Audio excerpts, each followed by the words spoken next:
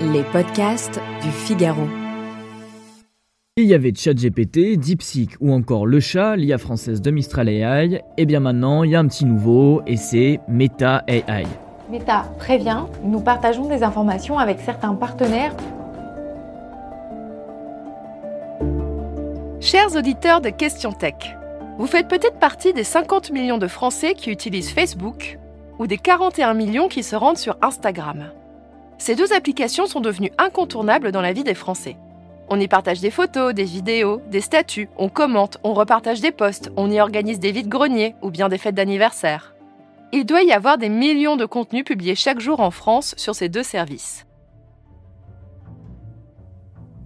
Et si je vous disais qu'à partir d'avril 2025, les photos de vos repas de famille vont servir à entraîner l'intelligence artificielle du groupe américain Meta, tout comme les commentaires que vous laissez sous les publications de votre influenceur favori. Allez, venez, je vous explique tout en 5 minutes. J'ai déjà eu l'occasion de vous expliquer dans Question Tech que l'intelligence artificielle dite générative, c'est-à-dire capable de créer à la demande des textes, des photos et des vidéos, a besoin d'ingérer des masses considérables de documents pour apprendre à faire ses tâches. L'IA ne fonctionne pas comme un cerveau humain. Pour apprendre à parler français, elle va devoir ingurgiter l'équivalent de milliards de livres, de sites internet ou de documents dans cette langue. Pour apprendre à générer une image de labrador, elle va devoir avaler des millions d'images de labrador pour enregistrer à quoi c'est censé ressembler un labrador. Et il y a une règle d'or dans l'intelligence artificielle. Si vous voulez qu'elle produise d'excellents résultats, vous allez devoir la nourrir avec d'excellentes données en quantité phénoménale. Vous avez compris ? Allez, on revient à Meta. Le groupe américain conçoit ses propres IA génératives via un modèle qui s'appelle Llama. Llama a donné naissance à un assistant intelligent, autrement dit le ChatGPT de Meta, qui s'appelle Meta AI. Vous pouvez depuis début 2025 l'interroger à tout moment dans Facebook, Instagram et WhatsApp. Mais avec quelles excellentes données disponibles en quantité phénoménale, Meta a-t-il bien pu nourrir Meta AI ? Eh bien oui, vous l'avez deviné, avec ce que ces milliards d'utilisateurs publient sur Facebook et Instagram.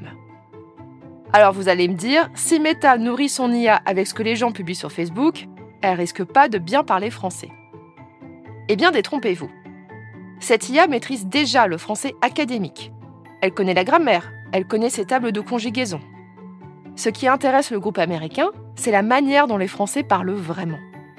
L'objectif, c'est d'enrichir la maîtrise du français de Meta AI avec différents niveaux de langage, du plus soutenu au plus familier, voire au carrément vulgaire, et d'enrichir son vocabulaire avec tous ces mots et expressions qui ne sont pas dans les dictionnaires. De la même manière, Meta AI va se nourrir des photos et des vidéos publiées par les internautes pour apprendre à générer des images. Ça a dérangé de nombreux artistes qui exposent leur travail sur Instagram. Ils n'ont absolument pas envie que leurs œuvres servent à améliorer une intelligence artificielle sans recevoir une juste compensation financière. Et vous aussi, ça vous dérange peut-être de savoir que vos posts nourrissent une énorme machine informatique. Meta a quand même mis des garde-fous. Déjà, elle ne peut pas se servir dans vos conversations, échangées dans les messageries WhatsApp, Messenger et Instagram Direct pour nourrir Meta AI. Elle ne va pas non plus piocher des informations chez les comptes configurés en mode privé et encore moins s'entraîner avec les publications d'internautes âgés de moins de 18 ans. Et puis, comme on est en Europe, vous avez le droit de dire non à Meta. Vous allez bientôt recevoir une notification vous demandant si vous acceptez ou non que vos publications aident à améliorer Meta AI. Pas de panique si vous dites oui trop vite. Vous pourrez changer d'avis à tout moment dans vos paramètres de confidentialité.